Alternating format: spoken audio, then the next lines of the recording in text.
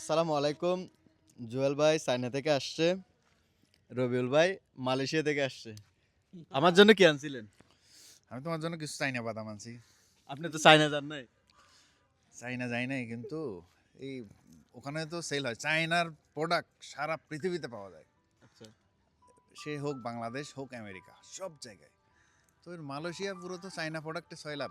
Even আমি এটা বলি, মালয়েশিয়ার অর্থনীতিটা পুরো চাইনার দখলে।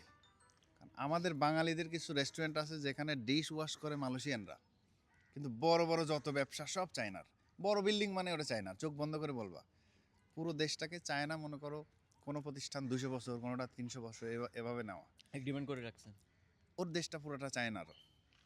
আচ্ছা, তাহলে মালয়েশিয়া থেকে কিছু আনেন না, এটা আমি বুঝতে পারছি। যাই হোক, একটা ইনফরমেশন তো পাইছি মালয়েশিয়াতে কি চলে না চলে। আচ্ছা, জুয়েল ভাই চায়না থেকে কি আনছেন, নাকি আপনিও বাদাম? আমি এই যে চায়না বাদাম, আমি জানতাম। আসলে চায়নাতে নাই বলে কিছু নাই। আমরা শুধু ইউরোপের বিভিন্ন দেশ নিয়ে ব্যস্ত, কিন্তু ওরা এত রিচ, অবাক করার মতো। পাশাপাশি কোথাও কোনো আব্বার ছবি নেই।